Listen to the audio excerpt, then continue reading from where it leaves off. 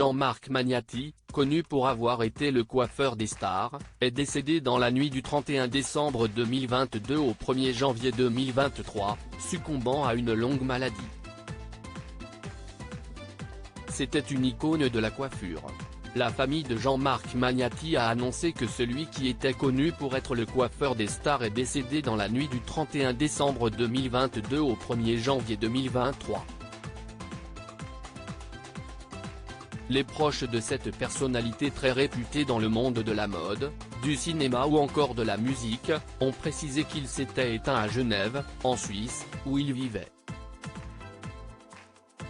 L'homme de 80 ans était atteint d'une grave maladie depuis plusieurs années. Il était père de 2 enfants dont un garçon prénommé Elliot, qui a indiqué dans un communiqué: « C'est avec une très grande émotion que nous avons appris la disparition de Jean-Marc Magnati, la nuit de la Saint-Sylvestre. » Jean-Marc Magnati, le coiffeur des stars. Jean-Marc Magnati avait commencé sa carrière à l'âge de 17 ans seulement, indique sa biographie sur le site internet de sa marque. Il est d'abord coiffeur studio pour les magazines Elle et Marie Claire, avant d'ouvrir son premier salon dans le 16e arrondissement de Paris, en 1970. Il s'impose alors comme le coiffeur des stars, ayant pour les clientes les actrices françaises les plus célèbres comme Sophie Marceau, Miu Miu et Mireille Darc. Il est aussi à l'origine de certains looks du chanteur américain Prince ou encore de Mylène Farmer.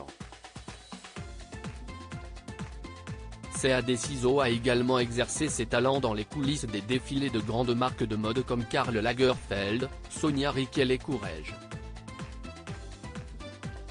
Alexandre Proty, directeur des 4 salons de coiffure Jean-Marc Magnati, a souligné l'exigence de son savoir-faire. Il nous a transmis la passion de la coiffure, a-t-il rendu hommage.